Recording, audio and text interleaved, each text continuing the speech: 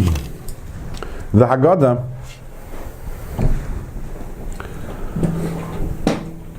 is primarily based on a few psukim in Parshas Kisavai.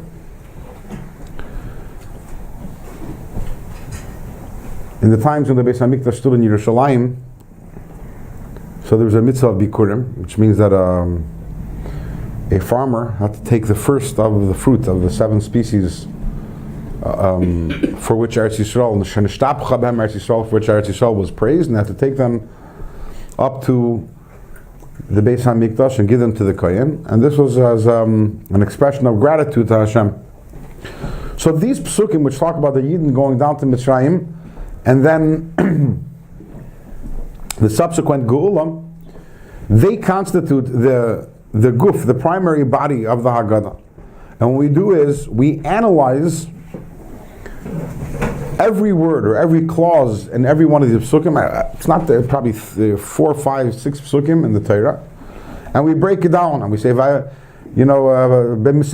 shenamar, and what does it mean? And we bring rayis from other psukim. Vayireu esanu k'may shenamar, vayanunu k'may shenamar, vanitzak, we call out Hashem k'may shenamar, as it says.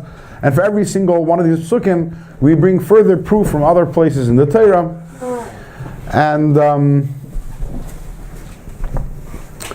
we elaborate on the meaning of the words of these psukim. On the words Vayered Mitzrayim, but the Yaakov went down to Mitzrayim.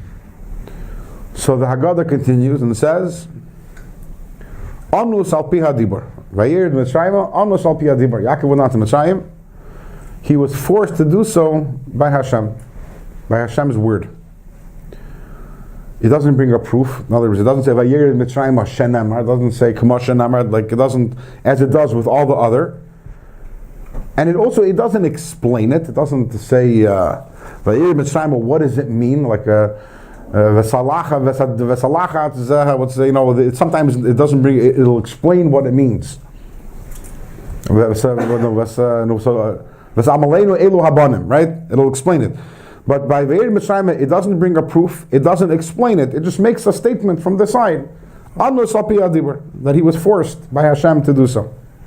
So one of the sikhs, the Rebbe talks about this, and the Rebbe says that Anus al pi hadibur doesn't need a proof. We don't even need to bring a pasuk to substantiate the statement. Because if Yaakov goes down to Mitzrayim, obviously Yaakov is not leaving Eretz Yisrael unless Hashem forces him to do so. And that's something which is so simple and so obvious that we don't even need to bring a pasuk to prove that point. If Yaakov goes down to Mitzrayim, why is he going? Because honestly, the only way that it could happen is if the Eibishter compelled, and the Eibishter forced him to go down to Mitzrayim. Now we know that Mitzrayim is a metaphor. I mean, obviously there's the physical Mitzrayim and there's the physical Galus Mitzrayim. But when we say that that every single one of us has to experience Yitzias Mitzrayim, and we say in the Haggadah, not only our parents have been redeemed, but also that we also leave Mitzrayim, because there's Mitzrayim also. Mitzrayim is a concept, it's a spiritual state of mind. And the Rebbe says the same thing applies to every single Yid. We're all Yaakov. Right? We're all Yaakov, we're all Yisrael. In fact, the name Yaakov implies the idea of Galus. Yud is the Yud of Hashem's name. It comes down, how Hashem's name comes down into Akiv, into the lowest level, into the level of the heel. The neshama comes down into this guf, and more so, Yidden are sent off into Galus.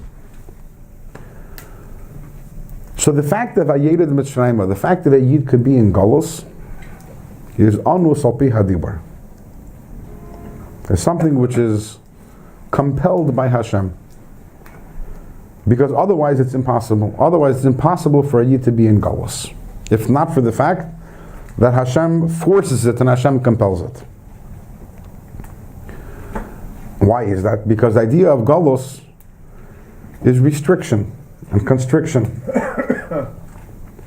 Even the word Mitzrayim, what does the word Mitzrayim mean? Mitzarim, which means limitations. But a Yid is unlimited. A Yid has an neshama, which is a chelik elikam mimal. A Yid has an neshama, which is godliness.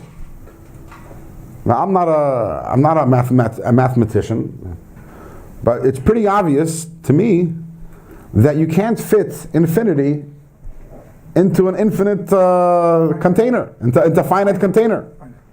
So how does a neshama fit into galus? How can you contain a neshama? How can you contain the uncontainable? A Yid who has a neshama, which is a chelik elikah, which is godly, which is infinite, being in galus, makes no sense. So how is it that a Yid is in galus? Onus al pi hadibur. And this is true on a national sense, but it's also so true in a personal sense. Because we all experience our personal galus. And how often do we have difficulty envisioning, how will I ever find my redemption? How will I ever leave my Mitzrayim? When really the question is the opposite way. How am I in Mitzrayim in the first place?